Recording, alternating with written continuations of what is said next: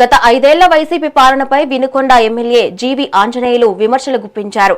YCP పాలన రాష్ట్ర చరిత్రలోనే అత్యంత దుర్మార్గమైన పాలనగా నిందించారు. నాసిరకం మద్యం బ్రాండ్లను ప్రజలపై రుద్ది లక్షలాది కుటుంబాలను నాశనం చేశారని ఆరోపించారు. మద్యం విధానం ద్వారా అమాయకుల ప్రాణాలు బలిగొల్నారని ఆగ్రహం వ్యక్తం చేశారు. ఒక్క అవకాశం అంటూ రాష్ట్రాన్ని అప్పుల్లోకి నెట్టారని ఫైర్ అయ్యారు.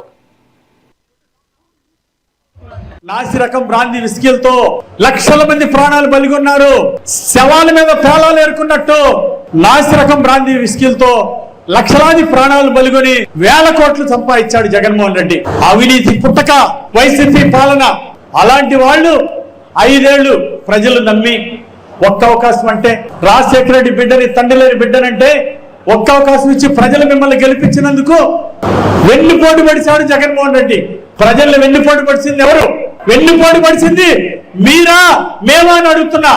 5 ఏళ్ళు అధికారం ఇస్తే వెన్నుపోటు పడిచి ప్రజలకు ద్రోహం చేసి 10 లక్షల కోట్లు ప్రజల్ని రాష్ట్రాన్ని అప్పుల పాలు చేసింది మీరు కాదా? 1000 రూపాయల పెన్షన్ ఒకేసారి పెంచుతామని 250 రూపాయలు పెంచి ప్రజల్ని మోసం చేసింది మీరు కాదా? ప్రతి బిడ్డకి అమ్మఒడి ఇస్తానని ఒక్క బిడ్డకే ఇచ్చి మోసం చేసింది మీరు కాదా?